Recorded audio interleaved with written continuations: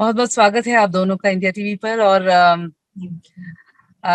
I know आजकल कोई भी कॉन्वर्सेशन जब शुरू होता है इन्हीं चीजों से शुरू होता है कि तुम ठीक हो, आप ठीक हो, जहां हो आप ठीक हो।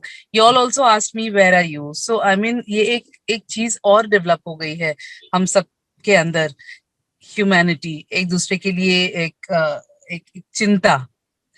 और ऐसे में रसिका आपसे जानना चाहूंगी, out of love was one of my favourite series जो मैंने देखी थी, और मुझे बहुत अच्छा लगा था the way it was picturised and the way it was like everything was looking so nice and real, you know. I mean, कभी कभी my heart was going out with you, कभी कभी I was thinking about him कि अरे यार मतलब look at his point of view, so वो बहुत You're so important हो sweet, जाता Jay, that you actually thought about Akarsh also. Nobody thinks about him. No no actually I thought ऐसे, क्या पता नहीं क्या हुआ होगा, क्यों ऐसा। आई मीन आई वाज, जब मैं आपके सीन्स देखती थी, I thought that you know you were also, your character was also guilty somewhere because you loved your wife, you know. So Yeah. पता नहीं, ये that was my thought. Yeah. But इस बार तो मतलब थोड़ा सा ये ज्यादा है, मतलब ये तो पूरी तरह से रिवेंज का मामला है। सो हाउ वाज एक्चुअली, आप लोग ही मुझे बताइए, मैं सवाल क्या करूं, आप लोग मुझे बताइए कि आप लोगों के लिए दूसरा स्टेप कैसा है। रसिका आपसे शुरू करें। पहले तो मैं ये कहना चाहूंगी कि हम काफी इंटरव्यूज में ये मजाक करते रहते हैं कि टीम मीरा है, टीम आकर्ष है, लेकिन मेरे ख्याल से the true victory of the story is जो आपने बोला कि ऑडियंस भी कंफ्यूज रहे कि वो किसके साथ एम्पैथाइज करे, क्योंकि एक तरीके से ये दो कैरेक्टर्स भी इसी कंफ्यूजन से गुजर रहे हैं, क्योंकि उनके उनके जहन में भी ये बात है कि प्यार भी है कभी, लेकिन इतना कुछ हो भी गया है उससे, can we overcome this, not overcome this, how do we deal with this situation. तो in one sense your response to the story is very encouraging to me, because that is what I think the intention of the story is. Second season की शुरुआत एक बहुत ही अलग तरीके से होती है। हम मीरा को एक बहुत ही डिफरेंट स्पेस में देखते हैं, जहां वो अपनी नई जिंदगी में सेटल हो गई होती है, जहां शायद आकर्ष से डिवोर्स होने के बाद उसे भी रियलाइज हुआ कि उसकी लाइफ में क्या कमियां थी। कि I always feel that Meera Kapoor is a very quiet person, she is a very straightforward, अपना काम करती है, सिंसियर है, लेकिन वो उस तरह की भी इंसान है जो उसकी फ्रेंड उससे कहती भी है सीजन 1 में कि you know none of us feel that we really know you. So she's that kind of a person. So she's probably somebody who was so busy in her life कि उसे time ही नहीं मिला कि वो अपनी family के बाहर किसी रिलेशनशिप में इन्वेस्ट करे। तो I think she change that about her life. अब वो अभी बहुत ही सुखी और सुकून वाली जिंदगी जी रही है कुनूर में, जहाँ अच्छे रिलेशनशिप्स हैं, फ्रेंड्स हैं, और अपने बेटे के साथ एक बहुत ही अच्छा रिलेशनशिप है उसका। एंड फिर आकर्ष वापस आ जाता है, मगर आकर्ष रहने नहीं देगा ना, मतलब ये सुकून आपको उनको भाएगा नहीं। बिल्कुल नहीं भाता, वो तगड़ा तो प्लान व्हाट लेके इज आ रहा है। तो आकर्ष आपके दिमाग में क्या है भाई?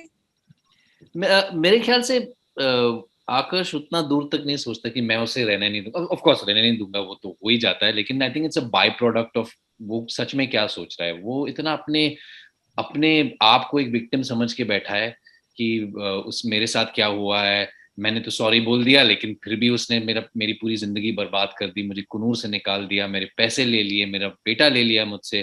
तो 3 साल गुजर गए, उस 3 साल में वो वही सोचता रहा, और मैं इससे रिवेंज कैसे लूं, और मैं अपने शहर में वापस कैसे जाऊं, अपना बेटा कैसे छीन लूं उससे। I think that's what's really gone around in his head, or when he steps back in, he's just there for the kid.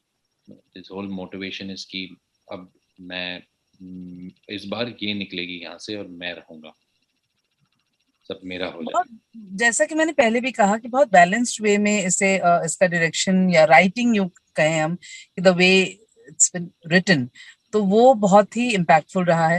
लेकिन जो बेस है वो है हमारे जिंदगियों में ना, मतलब हम रिश्तों पर बहुत ज्यादा इन्वेस्ट करते हैं, और ऐसे में cheating on a wife is is like one of those things जो आप कभी माफ नहीं करते।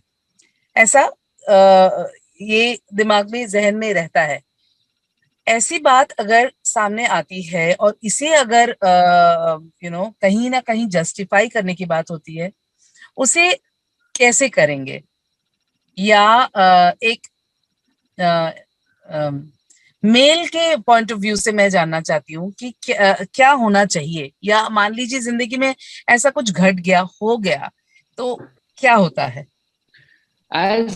As Purab Kohli, Jaita, it's very hard to accept it. जब मैं सोचता हूँ, जब आकर्ष का कैरेक्टर भी आया था, ठीक है, इनफिडेलिटी और द रीजन की दो इंसानों से ये प्यार करता है, and he is with two people essentially, maybe three or maybe four also. If a person is honest about it, I can understand. But lying, कि आपकी अब झूठ के ऊपर झूठ, that's something that doesn't sit very well with me as Purab Kohli. So that's a problem I had even while playing Akarsh the first time around. And तो अगर आप ये सवाल मुझसे करोगे, तो there's nothing that really justifies his behavior. You can't justify it. लेकिन जब मैं कैरेक्टर प्ले करता हूँ और मुझे अपने आप में ही जस्टिफाई करना है कि ये कैरेक्टर जो है, इसे अगर ऑनेस्टली निभाना है, तो मुझे कुछ तो एम्पैथी फील होना चाहिए इस कैरेक्टर के लिए, तो I have to find it. So I found it in feeling sorry for him, actually thinking कि ये इतना मतलब गया गुजरा है, he is so spineless, he is so shameless, that one has to feel sorry for him and say that he doesn't know better. और वो confrontation से इतना डरता है. There's a lovely scene in the first season, I don't know if you remember it, जहाँ पे मीरा पूछती है उससे कि she knows and she says कि बता दो मुझे, we can still fix this. And Tishu played with that, he did the drama around it where he made me wait before I gave the reaction, and he lies even then. The character तभी भी झूठ बोलता है जब सामने से औरत बोल रही है कि भाई अगर तुम कर रही हो ठीक है, मैं मान लेती हूँ, मैं माफ भी कर दूंगी तुम्हें, बस बता दो मुझे सच क्या है. और वो ना बोलता है, उसी टाइम पे भी ना बोलता है. See, he is very scared of confrontation. So these are the things I found, and I took them to an extreme level and felt sorry for Akarsh and said, ठीक है, that's who the guy is. He just doesn't want to confront the fact that, and I know people like that. मैं लोगों को जानता हूँ. In fact, अक्सर ये इन तरह के लोगों substance abuse में जाते हैं क्योंकि they cannot confront anything in their life. Anything. छोटे से लेके सबसे बड़ा झूठ बोलने लग जाते हैं because they are so scared of difficult. they're That so is the scared most difficult thing to confront, right? to confront, so that's what I used for Akash, and that's how I justify Akash and justify his being, is that he's a man who's so afraid of confrontation. It's better for him to just lie and move out of it. रसिका, अगर female point of view से जानना चाहूँ, आपका क्या take होगा as a person? I mean, मेरा take ये है कि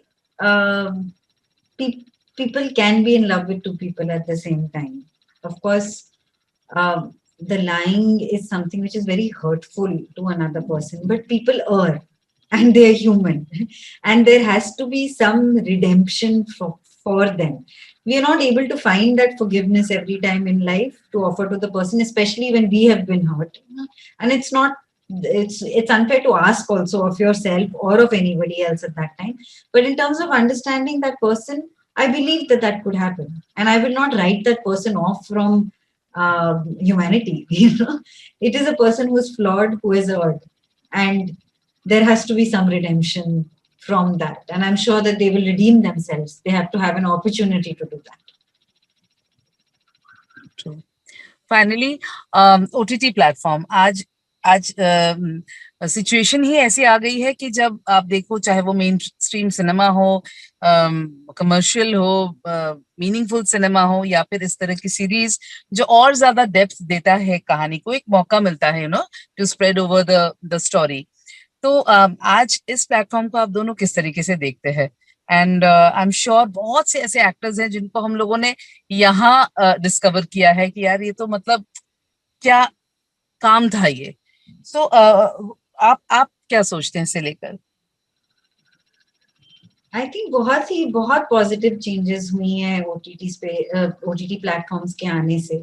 कंटेंट में बहुत फर्क पड़ा है, राइटिंग को फाइनली वो इम्पोर्टेंस मिला है जो बहुत सालों से मिलना चाहिए था। जैसा कि आपने कहा कि बहुत सारे नए आर्टिस्ट्स को मौका मिला है काम करने का और लगातार काम करने का, तो एक्टर्स हों या डायरेक्टर्स हों या राइटर्स हों, बहुत सारे डिस्कवर हुए हैं। कुछ ऐसे एक्टर्स थे जो बहुत सारे हमारे फ्रेंड्स थे, हम अक्सर अक्सर ये मजाक करते हैं कि पहले हम पृथ्वी थिएटर में मिला करते थे, आजकल हम सीरीज की शूट पे मिलते हैं। तो बहुत सारे ऐसे एक्टर्स थे जो बहुत टाइम से रेगुलर काम ढूंढ रहे थे, किसी को कभी कभी मौका मिलता था किसी फिल्म में, लेकिन फिर वो कंटिन्यू नहीं हो पाता था। तो कंटिन्यूअस अच्छा काम आई थिंक इस स्पेस से आया है। और मुझे इस बात से भी बहुत बढ़ावा मिलता है कि इस स्पेस में अलग अलग जॉनर्स के लिए, इस प्लेटफॉर्म्स में अलग अलग जॉनर के लिए जगह है। ऐसा नहीं है कि एक जॉनर सक्सेसफुल हो गया और सब वही कहानी बना रहे हैं। देयर इज कॉमेडी आल्सो, नहीं, बहुत अलग अलग तरीके के काम हो रहे हैं। Amazing work. Made in heaven जैसा शो बहुत पॉपुलर हो सकता है, आउट ऑफ लव जैसा शो पॉपुलर हो सकता है, मिर्जापुर जैसा शो बहुत पॉपुलर हो सकता है। तो मतलब बहुत अलग अलग जॉनर्स के शो हैं जो को एग्जिस्ट कर रहे हैं। तो ऐसा नहीं है कि ये जॉनर अभी फिल्मों में अक्सर ऐसा हो जाता है कि एक दो बड़ी फिल्में बन जाती हैं जो अच्छा अभी हॉरर कॉमेडी का दौर चल रहा है तो अब 3 हॉरर कॉमेडी देखने को मिल रही है। ओटीटी स्पेस में ऐसा नहीं है, बहुत अलग अलग चीजें हो रही हैं। जी बिल्कुल। और पूरब, आप तो मतलब बैठे हो बाहर और यहाँ पर लोगों के दिलों में छा रहे हो बिल्कुल। हाँ, इस सब बाहर तो बैठा वो हूँ, है वहां ना। भी आया था मैं नवंबर में शूट करने। In fact I was there even last month. Out of Love की जो थोड़ी सी पैचवर्क की शूटिंग थी वो कर दिया मैंने। तो अप डाउन मेरा होता रहता है। ऑफ कोर्स फिलहाल तो सब बंद हो चुका है अभी, फ्लाइट्स टू इंडिया। लेकिन आई मीन आई फील कि मेरा काम है, you know a very interesting space. I want to add to what Rasika said about the OTT platforms कि ऐसे टाइम पे लोगों को काम देना and also provide a service, I think, in a certain way of लोगों का मन बहलाना, engage them with some kind of content or entertainment as such. I think that also is nowhere else right now. It's only on these web channels, and I think hats off to them for providing the A to हमारे industry में भी जो काम मिल रहा है सब लोगों को at a time like this. It's a very industry that's very driven by a sense of independentness. It's not एक कंपनी चला रही है और आपका कुछ भी करो 9 to 5 आपको जाना है और आपको पगार मिलेगा end of the month. It's a daily veg job, कि आप पर डे को रेट मिलता है और पर डे आप काम करते हो पैसा मिलता है। Lot of people, actors have it a little better, but even, I mean, not all actors, but some actors are a little more privileged and a better position, but some actors are struggling, some technicians are struggling, labor is struggling. Or I think it was one of the first industries that took off, and people, I think, were quite heroic to go back to work at a time कि जहाँ पे लोग डर रहे थे। मुझे पता है कि बहुत लोग ने इनकार किया काम करने से क्योंकि वो डर से कि हमें कोविड के टाइम पे काम नहीं करना है। So I think it's a very privileged space, and privileged in the sense where you, because of the services you are providing to society in a certain way, giving them something to distract their mind or entertain their mind or keep them engaged with something else beyond the current state of things. And I think OTT provides and is given work to lots of actors and given entertainment, reaching and making entertainment reach and different kinds of entertainment to people. So I feel it's a great time. It's a great time for, in that sense, and what OTT is doing. And films, big film, बड़ी फिल्में आप देख रहे हैं तो directly digital पे अब release हो रही है, and it's going to only get better, and these channels are going to find new ground and new audiences, people who had given up watching films, because a large number of films you didn't connect with. You were not that Friday audience who ran in or अपने ticket खरीद ली, or you are the kind of audience who wanted to read a review and watch a movie. But अब मौका कहाँ मिलता है हमारे commercial films में review पढ़ने का और फिर पिक्चर देखने का? You have to do it in the first week, वरना चली जाती है फिल्म अगर रिव्यू अच्छा है और आपको पसंद आए, so it's a very interesting things have time. changed, things have changed, and I think इस कोविड के इस दौर के बाद तो जैसे लगता है कि रिहैश करना पड़ेगा सब कुछ नया नॉर्मल, नई तरह से काम। एंड आप लोग, thanks to you all, because entertainment एक ऐसी दुनिया है जहाँ पे इतनी डिप्रेशन के बीच में अगर कोई घर पे बैठ करके कुछ देख लेता है, मन अलग सा हो जाता है। And that's really, I mean, that's a big big contribution. Thanks to you both. And आपके साथ साथ मैं टीम को भी थैंक यू कहूंगी, क्योंकि बहुत अच्छा सीरीज रहा है और सेकंड के लिए सब इंतजार में। Thank you Rita, and Thank also you. I'm very impressed कि आप जैसे जर्नलिस्ट जो हर मतलब 360 रिपोर्टिंग करते हैं और to shift from one mode to the other, it's so hard, and especially at a time like this. I know. Thank you for taking out the time Yeah, thank you very with much us for at a time talking to like us. this.